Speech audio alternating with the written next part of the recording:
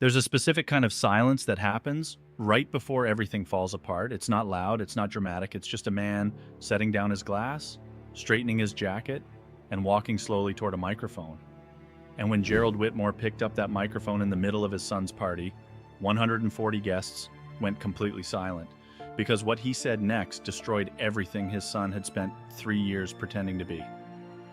So let's go with that last one because that image, a quiet man walking toward a microphone while his son laughs across the room, completely unaware, that image is everything this story is about. Let me take you back to where it all started. Gerald Whitmore was not the kind of man who talked about money. He never had been. Growing up in a small town in rural Ohio, Gerald learned early that money was something you earned quietly, kept carefully, and used wisely.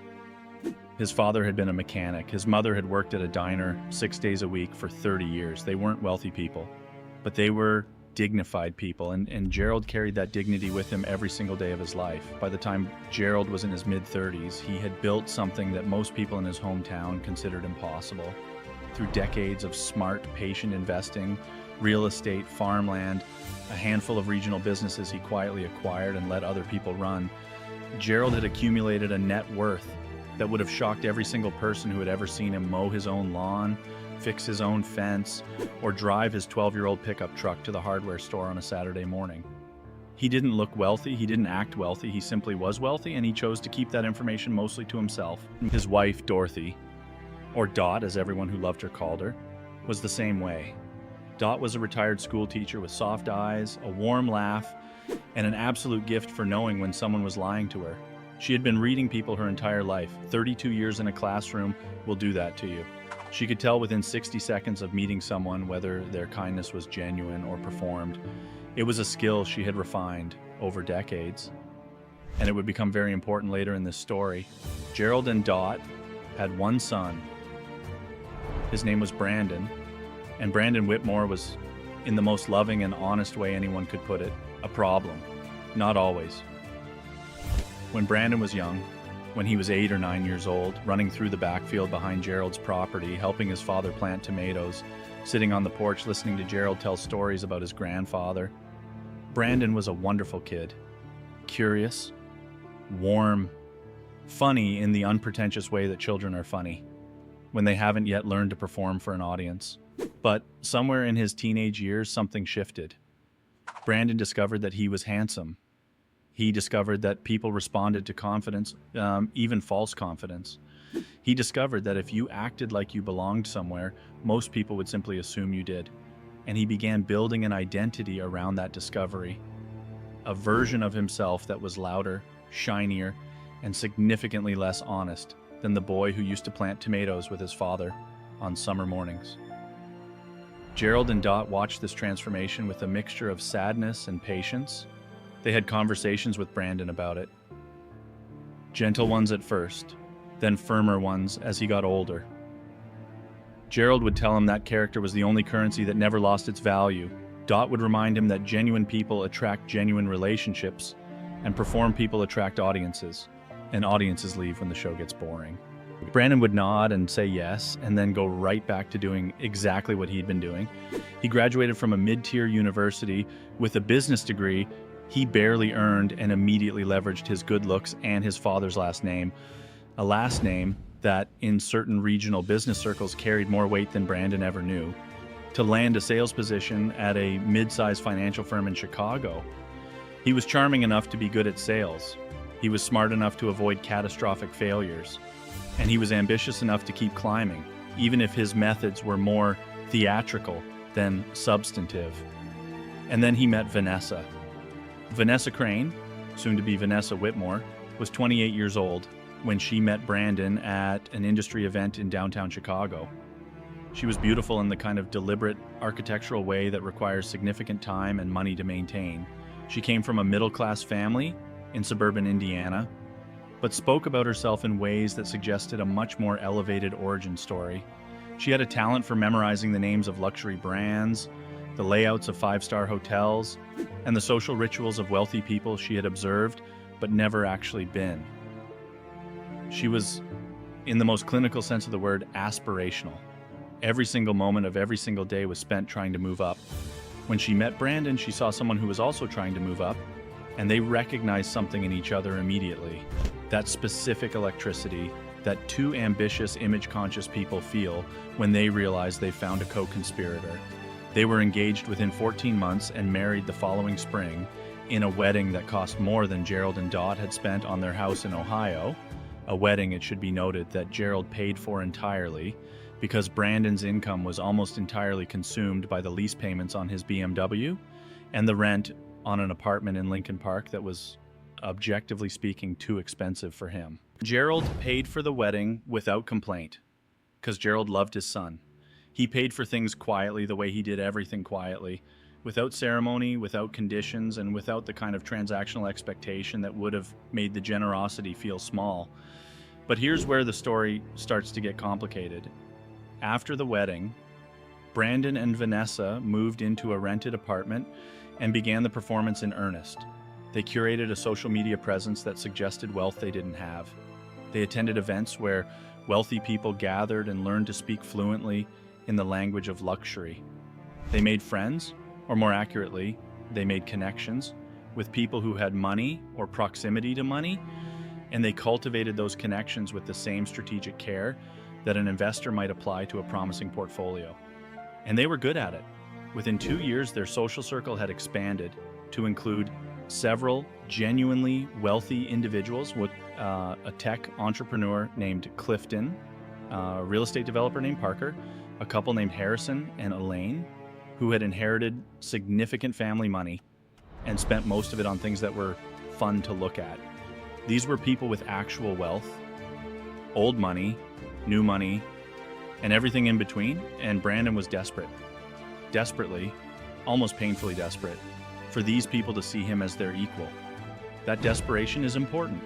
Remember it, because it explains everything that happened next. About 3 years into their marriage, Brandon and Vanessa began talking about buying a house. Not just any house, a house that would serve as a statement. A house that would tell every single person who walked through the front door exactly what kind of people Brandon and Vanessa Whitmore were, or more precisely, exactly what kind of people they wanted to be perceived as being. They found it in a suburb north of Chicago, a 6-bedroom colonial revival on 2 acres with a chef's kitchen, a temperature-controlled wine cellar, a pool house, and a circular driveway that could accommodate 8 vehicles without any of them touching each other. The listing price was $2,400,000. Brandon and Vanessa did not have $2,400,000.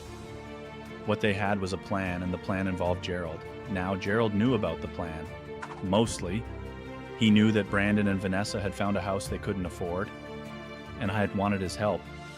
What Gerald did not share with Brandon, what Gerald had in fact never shared with anyone outside of Dot and his personal attorney, was the full picture of his financial situation. Brandon knew his father was comfortable. He assumed Gerald had a few $100,000 in savings, maybe some farmland worth a modest amount, and the equity in the Ohio house. He did not know about the portfolio. He did not know about the real estate holdings in 3 states. He did not know about the private investment accounts, the trust instruments, or the $9 million that were sitting in various structures Gerald had spent 30 years quietly building. Brandon thought he was asking his comfortable, modest father for a big favor. He had absolutely no idea what he was actually dealing with. Gerald and Dot drove up to Chicago on a Thursday in late October to meet Brandon and Vanessa and see the house. The 4 of them walked through it together, Gerald asking practical questions about the foundation, the roof age, the heating system, while Brandon talked about the entertaining potential, and Vanessa pointed out where she would put a custom built-in bookcase she had seen in an interior design magazine. Gerald listened to everything and said very little. On the drive back to their hotel, he and Dot talked for a long time. About Brandon, about Vanessa, about the life their son was trying to build, and whether the architecture of that life was actually going to hold. Dot said something that evening that Gerald would think about many times in the months that followed. She said, that girl doesn't love our son, Gerald. She loves what she thinks he can provide, and our son doesn't see it because he's too busy trying to be someone he's not. Gerald was quiet for a moment. Then he said, I know. So, what are you going to do? Dot asked, and Gerald said, I'm gonna let it play out. Dot looked at him for a long moment. She knew her husband. She knew what "let it play out" meant when Gerald Whitmore said it. It meant he had already thought 10 steps ahead. It meant there was a structure in place that she might not fully see yet, but that would reveal itself in time. She trusted that. She had trusted it for 41 years of marriage. "Okay," she said, but you tell me everything." "Always," Gerald said. A week later, Gerald called Brandon and told him he would help with the house. Brandon was thrilled, audibly, transparently, almost embarrassingly thrilled, in the way that people are thrilled when they get something they weren't sure they deserved. Gerald set up a meeting with his attorney, a sharp, discreet woman named Carol Huang, who had managed Gerald's affairs for 15 years and who had seen enough family wealth situations to have very strong opinions about how these things needed to be structured. The purchase was made, $2,400,000. The title, however, was structured carefully. The property was held in a trust controlled by Gerald, with Brandon and Vanessa listed as beneficiaries, subject to conditions Gerald and Carol had outlined in language that was technically generous but practically ironclad. In plain terms, Gerald owned the house. Brandon and Vanessa lived in it. If certain conditions were met over time, the ownership would transition. If those conditions were not met, Gerald retained full legal authority over the property. Brandon signed the documents. All of them. Did he read them? No, not carefully. He saw words like trust and beneficiary and family estate planning, and his eyes glazed over the way they always did when paperwork got complicated. Vanessa signed hers too, with the same basic lack of comprehension. What they understood was, we're moving into a mansion. Everything else was noise. Gerald also arranged, quietly, for 2 vehicles to be added to the household, a black Range Rover and a silver Mercedes sedan, both registered in Gerald's name, made available to Brandon and Vanessa for their daily use. He set up household accounts linked to a credit structure he controlled. He gave Brandon and Vanessa supplementary credit cards on accounts that were legally Gerald's. From the outside, from the perspective of Brandon and Vanessa's new wealthy friends, the picture was exactly what Brandon and Vanessa needed it to be. A magnificent house, luxury vehicles, unlimited credit. The Whitmores had arrived. From the inside, from Gerald's perspective, everything was exactly where he needed it to be. 6 months passed. Brandon and Vanessa settled into the house with a speed and thoroughness that suggested they had been practicing for this their entire adult lives. Vanessa hired an interior designer and spent $218,000 furnishing and decorating the property. She had the wine cellar stocked by a sommelier she found through Clifton's wife. She had a landscape architect redesign the garden. She threw a series of smaller gatherings, dinners for 8, cocktail parties for 20, to establish the house as a social venue and to begin cementing the Whitmores as legitimate members of this particular social world. And through all of this, like Gerald and Dot, visited exactly twice. The first visit was in March. About 4 months after the move-in, Dot had asked if they could come see how the house was looking. Vanessa had said yes with the kind of controlled politeness that contains, just beneath the surface, a significant amount of resentment. They arrived on a Saturday afternoon and were given what felt very much like a tour, a quick, efficient walkthrough that emphasized the decorating choices and minimized any actual sitting down or lingering. Vanessa served coffee in cups that Gerald suspected cost more than his first car. Brandon talked about his work, his social life, his plans. He asked his parents almost nothing about their lives. Dot watched Vanessa watching Gerald and noticed that Vanessa's eyes had a specific calculating quality whenever Gerald was in the room, like she was always doing a quiet assessment of the threat level. The second visit was in May. This one was even briefer. Vanessa had a thing that afternoon, as she put it, and Brandon had to drive her, and so if Gerald and Dot could keep it to maybe an hour, that would be great. Gerald and Dot kept it to an hour. On the drive back to the hotel, a modest one, the kind Gerald always chose, Dot held Gerald's hand in the car and didn't say anything for a long time. Then she said, "She's training him. You know that. She's training him to see us as inconvenient." Gerald nodded. "He's letting her," Dot said. "He is," Gerald agreed. "Are you still going to let it play out?" Gerald was quiet for a mile or two, then he said, "There's going to be a party." Dot looked at him. Vanessa's going to throw a big party, he said. She's been building toward it for months. I can feel it, and when she does, I think that's going to be the moment. Dot said, the moment for what? And Gerald said, very calmly, the moment when everything becomes clear. Dot thought about that, then she said, I want to be there. I wouldn't do it without you, Gerald said. He was right about the party. He was right about everything, as it turned out.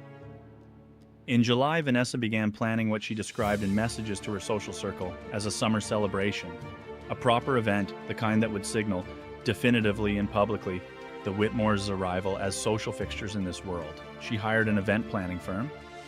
She contracted a catering company with a Michelin-starred affiliation. She hired a jazz quartet and a specialty cocktail bar service. She designed custom invitations, actual physical invitations printed on heavy stock with a calligraphy address, and sent them to 140 guests, every single one of them carefully selected for their social or financial standing. The estimated cost of the event was $47,000. Every dollar of it would go on the accounts Gerald controlled. Vanessa didn't think about that very hard. In her mind, the house was theirs, the accounts were theirs, and the money that flowed through those accounts was functionally theirs. Gerald was a vehicle. He had served his purpose. He was, in the way she categorized people who were no longer actively useful, background.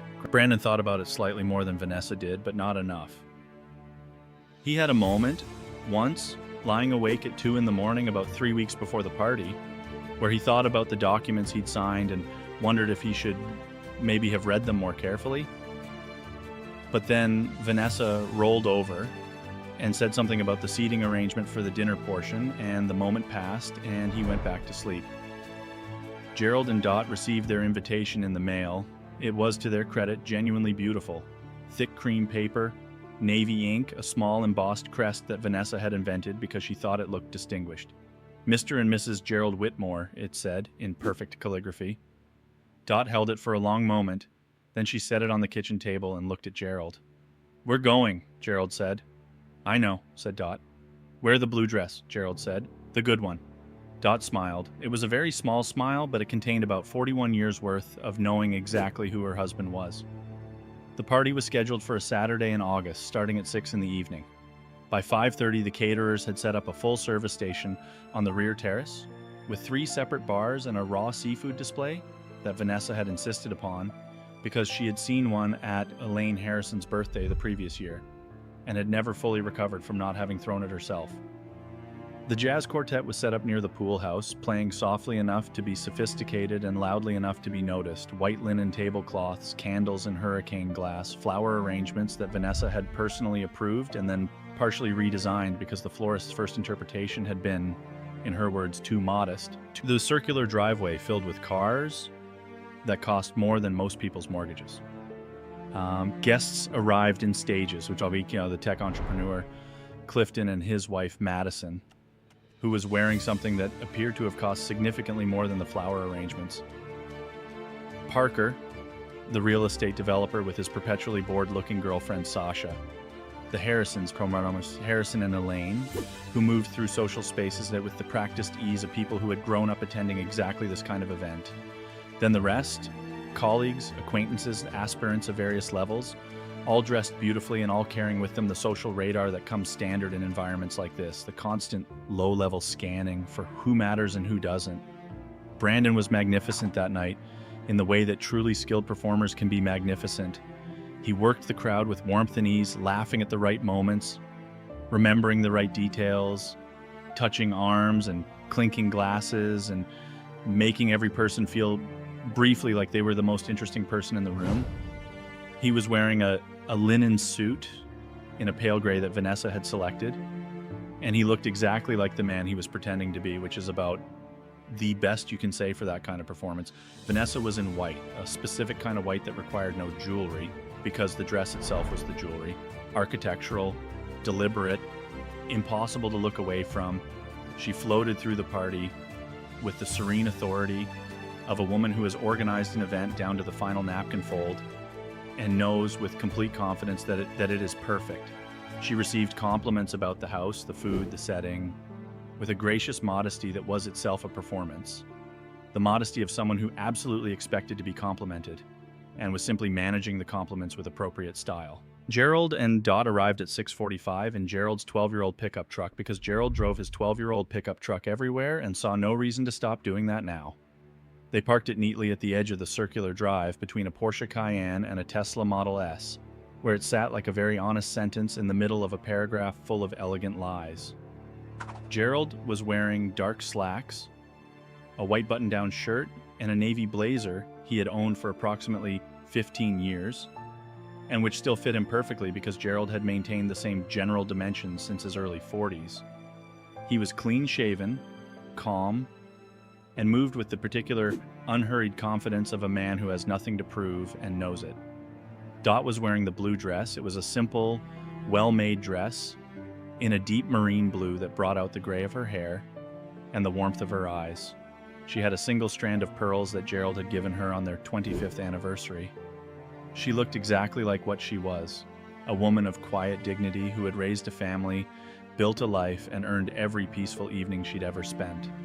She was, objectively, the most genuinely elegant person at that party, though no one who was scanning for the right signals would have recognized that immediately. They made their way to the terrace, where a young woman from the catering staff offered them glasses of champagne from a silver tray. Dot took one graciously. Gerald asked if there was any iced tea. The young woman said she'd find some. Gerald thanked her by name after reading her name tag, which was the kind of thing Gerald always did, and which the young woman, whose name was Amara, would remember years later as the most decent interaction she had at that event. Brandon saw his parents arrive. There was a moment, very brief, almost imperceptible, but Dot caught it the way she always caught things, where something moved across Brandon's face. It might have been love, it might have been guilt, it might have been the complicated alchemy of both, filtered through a thick layer of anxiety about what Vanessa was going to say when she saw them. Whatever it was, it lasted less than 3 seconds, and then the performer reasserted himself, and Brandon crossed the terrace to greet them. "Dad, Mom," he said, and he hugged them both. The hug slightly shorter than it used to be, slightly more managed. "You made it." "Wouldn't miss it," Gerald said. He looked around at the party with an expression that could have meant anything. "Beautiful evening." "Vanessa's been working on this for months," Brandon said, and the pride in his voice was real. It was one of the most authentic things he said all evening. He genuinely admired Vanessa's capacity for this kind of production, even if he didn't fully understand what it was costing or who was paying for it. Vanessa appeared beside him a moment later, as if she had a radar for conversations that required her management. She air-kissed Dot's cheek and gave Gerald the handshake, the deliberate handshake she used with people she was categorizing as lower status, the one that was correct but kept you at arm's length. "Gerald, Dorothy," she said, "I'm so glad you could come." The emphasis on "could" was barely perceptible, but Dot heard it. It contained a world of condescension compressed into a single syllable. The suggestion that Gerald and Dot's presence here was contingent on Vanessa's generosity in extending the invitation, rather than on the fact that Gerald owned the house, the cars, and was paying for every shrimp on that raw seafood display. "The house looks beautiful," Dot said, with absolute sincerity. "Because it did. Whatever you thought of Vanessa, she had taste." "Thank you," Vanessa said, already beginning to pivot back toward the party. "We're just so happy here. It feels like ours, like it was always meant to be ours." She smiled at Gerald when she said that. The smile had a quality to it that Gerald noted and filed away. "It is something," Gerald said. And then Vanessa was gone, absorbed back into the party, and Brandon murmured something about mingling and followed her, and Gerald and Dot were alone at the edge of the terrace with their drinks, watching the party happen around them. Over the next hour, they were, for the most part, ignored. Not aggressively, not with any particular malice, at least not from most of the guests, who simply didn't know who they were and read them correctly by the signals available as people who didn't quite fit the social profile of the event. The older couple in the simple clothes, standing slightly apart from the main clusters of conversation, they were invisible in the way that people of genuine substance are sometimes invisible in rooms full of performed substance because they weren't performing, and the room's social algorithms weren't calibrated to recognize authenticity. One person spoke to them for any length of time in that first hour. His name was Fletcher, and he was a 63-year-old semi-retired architect who had been dragged to the party by his business partner Parker and who had no particular interest in impressing anyone. Fletcher had the relaxed sociability of a man who has been to enough parties to know that the most interesting conversations usually happen with the people standing slightly apart from the main clusters. He introduced himself to Gerald and Dot, asked what they thought of the house from a structural perspective, and had a genuinely enjoyable 12-minute conversation with Gerald about foundation work, regional soil conditions, and the particular challenges of colonial revival architecture in the Midwest. Fletcher left the conversation thinking that Gerald was one of the most quietly interesting people he'd met in years, without knowing why he had that impression. Gerald, for his part, enjoyed it immensely. The party moved through its stages. Cocktail hour flowed into a seated dinner portion arranged across several long tables on the terrace, lit by the kind of candles that cast everyone in the most flattering possible light. The food was genuinely excellent. The Michelin-affiliated caterer had earned that affiliation, and the wine was the wine that Vanessa's sommelier had selected, which was extraordinary, because that was one thing Vanessa had invested in that was actually worth every dollar.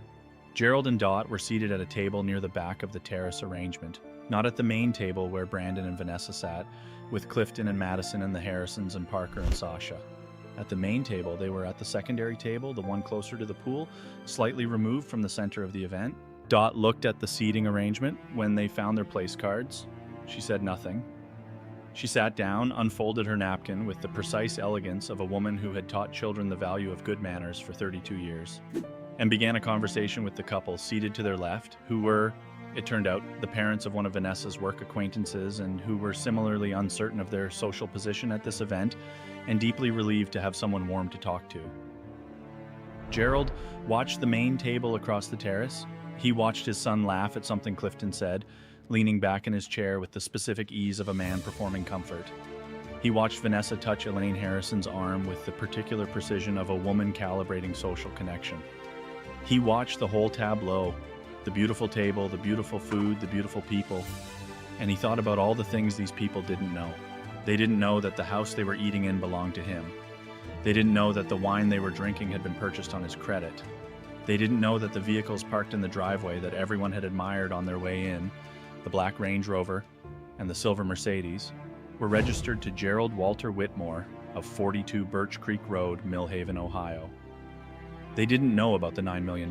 They didn't know any of it, and neither, really, did Brandon. The evening progressed. After dinner, the tables were partially cleared and the party reformed into a looser, more fluid social configuration, people moving between conversations, refilling glasses, gathering in small groups near the pool. The jazz quartet shifted to something slightly more upbeat. The dessert stations, three of them, because Vanessa believed in commitment, opened along one side of the terrace. It was during this post-dinner period that the evening began to harden into something that Gerald would not forget. He had gone to find a glass of water. The iced tea had been a one-time miracle, and he wasn't going to push his luck. And on his way back to where Dot was sitting, he passed close enough to the main group near the pool to catch a fragment of conversation that stopped him where he stood. Brandon was talking to Clifton and Parker and Harrison, the four of them in that specific configuration of men who feel comfortable with each other, slightly loosened by wine, voices a register lower than usual, talking in the shorthand of people who consider themselves peers. Gerald didn't mean to eavesdrop. He simply stopped at the right or wrong moment. What he heard was Parker saying, so is that your dad, the older guy in the blazer? And Brandon said, yeah, that's him. And Parker said, nice guy, seems kind of... And then he made a gesture with his hand that Gerald couldn't see but could perfectly well imagine, the gesture people make when they're trying to describe someone as out of place without saying it directly. And Brandon laughed. It was a particular kind of laugh, the laughing laugh of a man performing distance from something he actually loves, because the people watching need to believe he's detached from it. He's a small town guy, Brandon said. Old school, he doesn't really get all this. And he gestured at the party, at the house, at everything. There was a small pause. Then Clifton said, well, hey, at least he came, right? And Brandon said, yeah, I mean, we invited him, family obligation. He said it in a voice that was meant to be affectionate but landed somewhere closer to dismissive. He'll probably head out early. He's more comfortable at home. Gerald stood very still for a moment. He had a glass of water in his hand. The water was very cold. He focused on the coldness of the glass, on the weight of it in his palm, because that specific physical sensation was helping him stay in the very calm, very clear place he needed to stay in. He heard Vanessa's voice join the group then. She had materialized, as she always did, at precisely the social moment that required her. "Are we talking about Gerald?" she said. And there was something in the way she said his name, the first name familiarity that contained a complete absence of respect, that Gerald filed away alongside everything else. "He's fine," Brandon said. "He's just, Dad." And Vanessa said, and this Gerald would later tell Dot, was the thing that removed the last of his hesitation. Vanessa said, "He really didn't have to come all this way. I'm sure he's more comfortable in his little house in Ohio." She said it with a bright social smile in the tone of someone making a generous observation, as if Gerald's existence in Ohio, in his house, with his quiet life, was something slightly unfortunate that everyone should collectively feel comfortable about. His little house in Ohio. Gerald thought about that. His attorney, Carol, had the deed to that property in a filing cabinet. He'd owned it outright for 22 years. He turned around and walked back to where Dot was sitting. She looked up when she saw his face. "What happened?" she said quietly. He told her. He sat down beside her and, in a voice just above a whisper, he told her exactly what he'd heard. Dot listened without changing her expression, which took some effort. When he was done, she was quiet for a moment. Then she said, "Is it time?"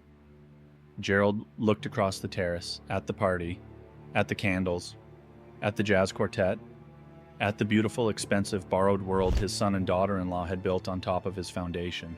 Almost, he said, let me make a call first. He excused himself from the table and walked around the side of the house, away from the guests, into the quieter air of the side yard. He dialed Carol Huang. It was 9:15 on a Saturday evening, and Carol answered on the second ring, because she had been expecting this call for approximately 6 months. "Gerald," she said. "It's time," he said. "Do it tonight, all of it. The cards first, then the accounts. Keep the trust instruments active. That's all we need." "Already prepared," Carol said. "I just need your verbal authorization." "You have it," Gerald said. "Okay," Carol said. There was the sound of typing. "Cards are being deactivated now. Account access will be suspended within 15 minutes. The vehicle registrations are already in your name. Those haven't changed. Do you want me to send anything to the house tonight?" "Not tonight," Gerald said. "I'll handle what needs to be handled tonight.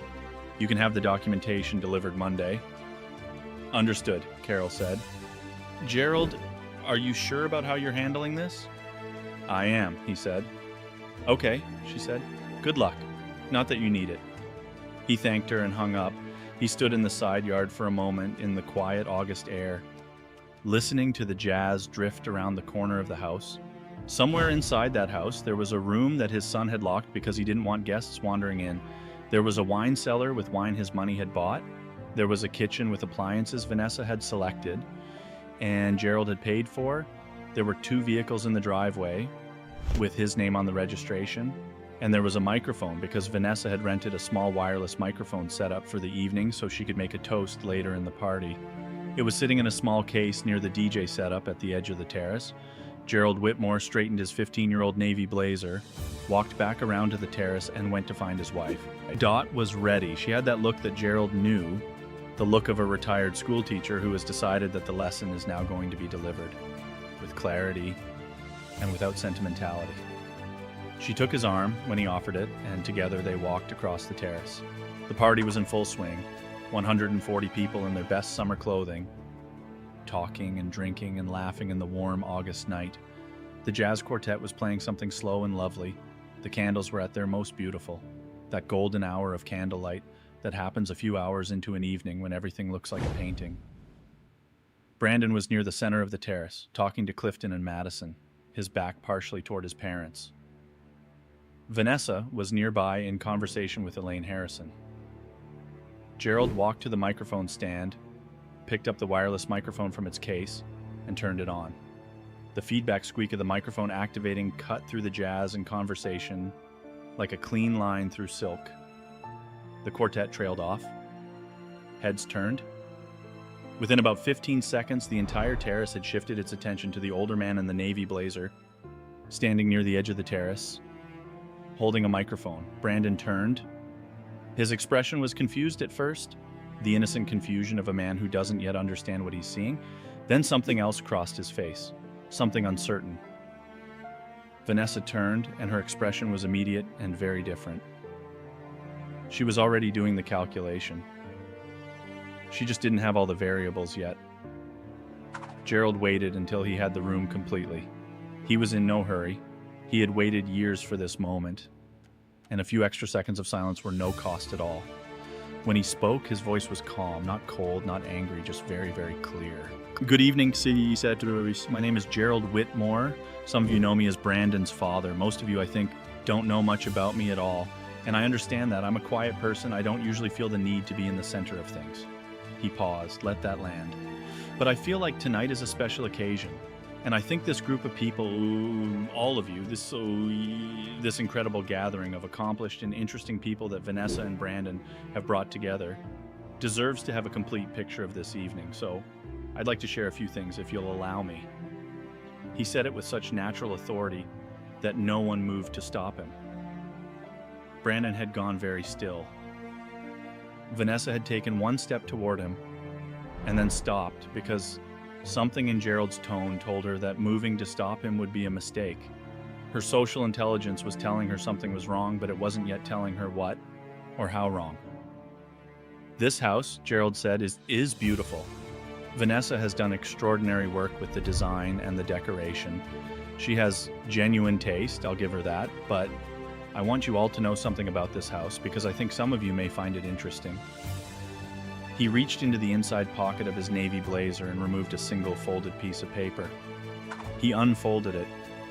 He held it up briefly, not for effect, just as a reference. "This house belongs to me," he said simply. "Legally, formally, and completely. It is held in a trust that I control, and the title is in my name. Brandon and Vanessa are listed as conditional beneficiaries, which means they have the right to live here as long as certain conditions are maintained. Those conditions have not been maintained. That situation will be formally resolved on Monday when my attorney delivers the relevant documentation." The terrace was absolutely silent. The candles still burned. The flowers were still beautiful. Nobody moved. Brandon said, "Dad?" in a voice that had lost all of its performer's ease and was suddenly just a young man's voice. Gerald looked at his son briefly and with great gentleness. Then he continued. "The Range Rover and the Mercedes in the driveway," he said, "are registered in my name, both of them. I've enjoyed lending them to Brandon and Vanessa, but that arrangement is now concluding." He folded the paper and returned it to his pocket. "The credit accounts that have been used to fund this evening, the catering, the flowers, the quartet, the invitations, everything, those are my accounts. As of approximately 20 minutes ago, those accounts have been suspended." There was an audible intake of breath from somewhere in the crowd, not from Brandon or Vanessa, from the crowd, from Clifton possibly, from someone near the dessert stations. Vanessa's face had changed completely. The gracious hostess had dissolved, and what was beneath it was something rawer and harder. She said, "You can't do this. You can't just..." "Vanessa," Dot said, and the way she said it, quiet, measured, with 32 years of classroom authority behind it, stopped Vanessa mid-sentence. Dot hadn't even raised her voice. She had simply spoken, and the room had heard every word. Gerald looked at Vanessa for a moment. Then he said, You told your friends tonight that I would be more comfortable in my little house in Ohio. I heard you say that, Vanessa. And I want you to know, you were right. I am very comfortable in my house in Ohio. It's a good house. I've owned it for 22 years. What you perhaps didn't know is that I also own, let me think, 17 other properties in 3 states, a portfolio of regional business interests, and a private investment account that, as of last quarter, contains just under $9 million. And there it was. That number, $9 million, spoken quietly, in a conversational tone as if it were a minor clarification. The silence on the terrace was extraordinary. It was the kind of silence that has texture. Gerald looked around at the guests. I want to be very clear that I'm not telling you any of this to embarrass Brandon, he said. And he meant it. I'm telling you because I want the people in this room who have been building a relationship with my son based on a picture that isn't accurate. I want you to be able to make informed decisions. Brandon is a capable young man. He has good qualities. He has a long road ahead of him to rediscover them. I hope he does. He looked at his son then. Brandon was standing very still. His face had passed through confusion and shock and had arrived somewhere that looked, to Dot's very practiced eye, like the beginning of genuine reckoning. His eyes were bright in a way that wasn't the wine. "Brandon," Gerald said, "I love you. I have loved you your entire life. I have supported you in ways you didn't know and in ways you took for granted, and I don't regret any of it, because that's what parents do when they love their children.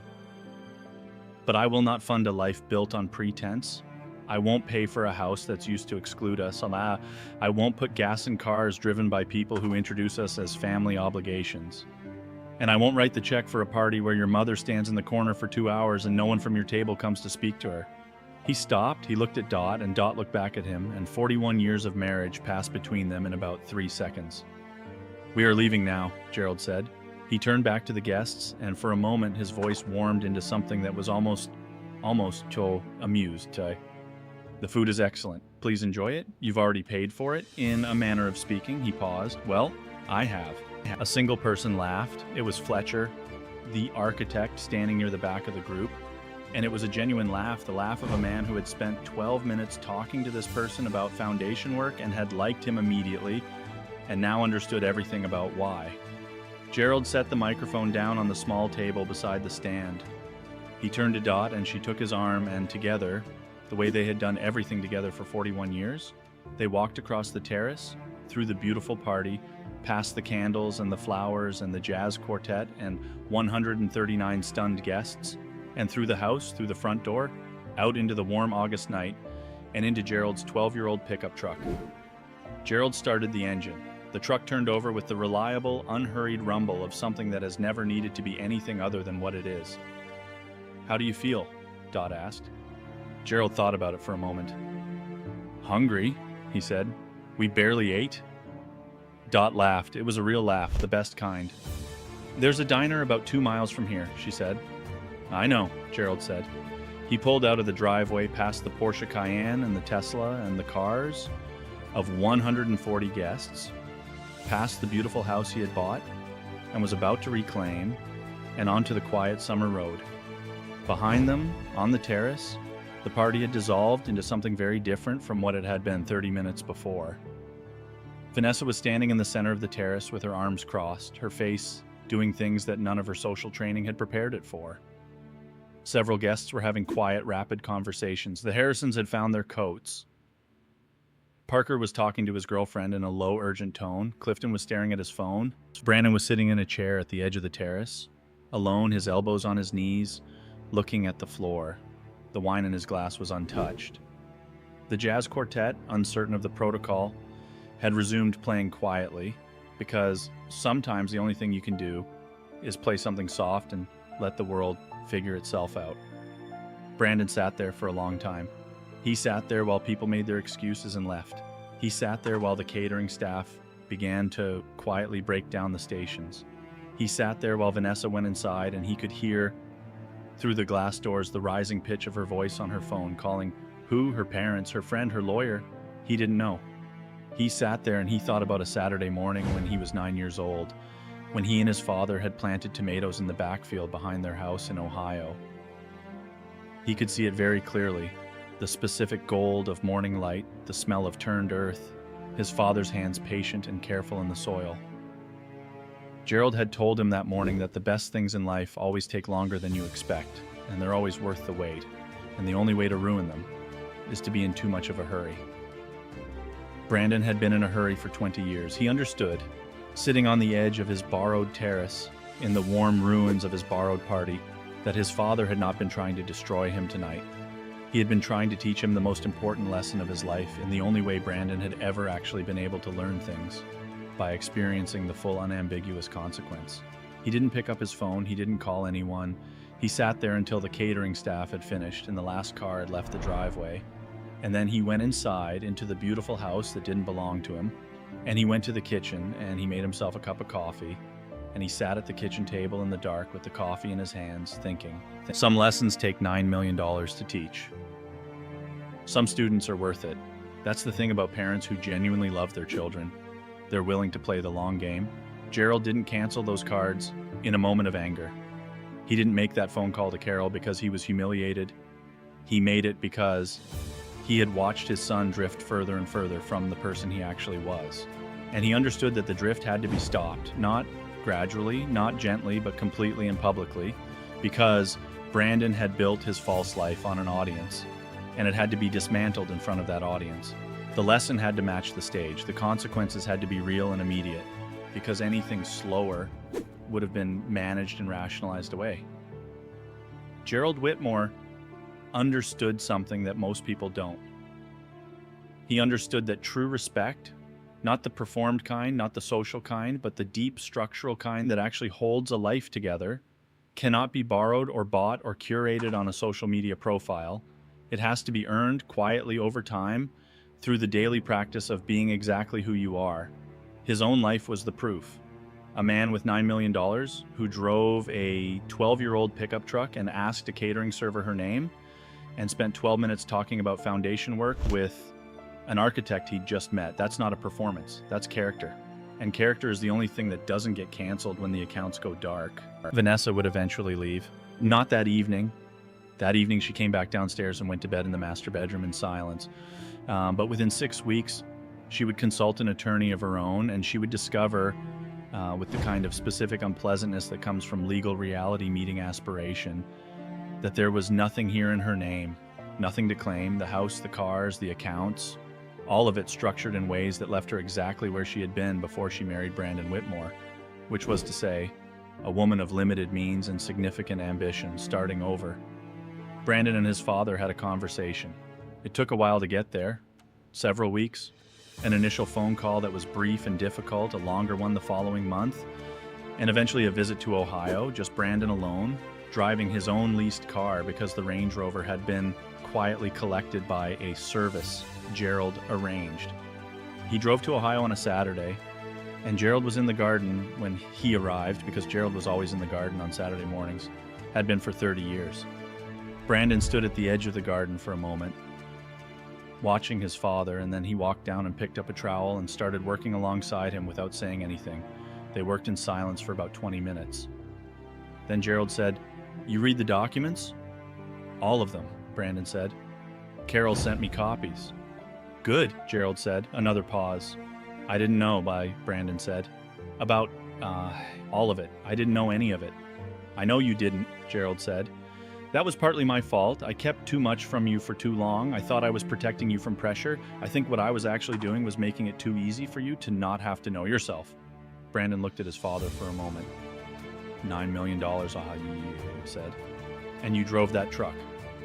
"The truck works," Gerald said simply. Brandon made a sound that was almost a laugh and almost not, like, "You were there the whole time, He said, like, at the party, in the corner. I walked past you. He stopped. "Don't," Gerald said, not harshly, just steadily. "Don't spend too long in that. It happened. Now we're here. What matters is what you do from here."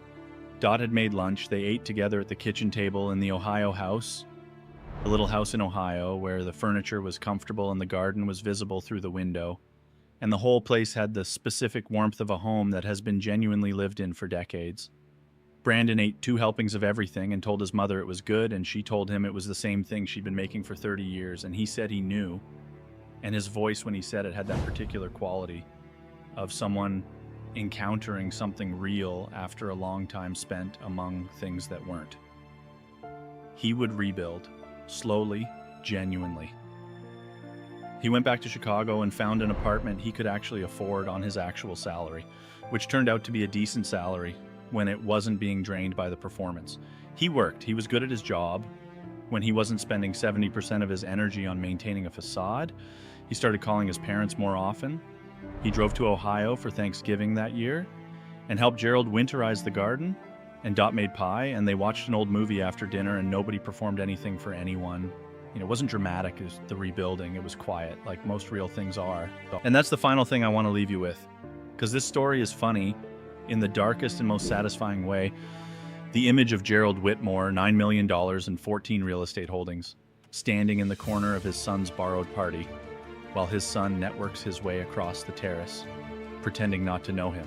That's genuinely funny. And the moment where he picks up that microphone, that's the moment everyone who's ever been dismissed, overlooked, or condescended to by someone who had no idea what they were dealing with has been waiting for. That moment is deeply, beautifully satisfying. But the real story isn't about the money. The money was just the mechanism. The real story is about what Gerald and Dot knew that Brandon and Vanessa didn't. They knew that real life, life of actual substance and actual peace, isn't built on what other people think of you. It's built on what you actually are when there's no audience. Gerald had $9 million and chose to live simply, not because he was eccentric or confused, but because he understood that the peace of a man who has nothing to prove is worth more than any house, any car, any party, any amount of social currency. That peace is the real inheritance. The $9 million is just the number that makes the irony complete. Vanessa would spend years trying to reconstruct the architecture of a life that looked like the one she'd lost. It would always feel slightly off, slightly borrowed, because it was built on the wrong foundation. You can't build permanence on performance. You can only build it on truth, and truth is slow and unglamorous and requires you to be willing to stand in the corner of the party in a flannel shirt and know exactly who you are. Gerald knew exactly who he was, he always had, and in the end, so did Brandon, just later than he should have, but better late than never. And better a 12-year-old pickup truck than a borrowed Range Rover you hand back on a Tuesday morning in September while the neighbors are watching.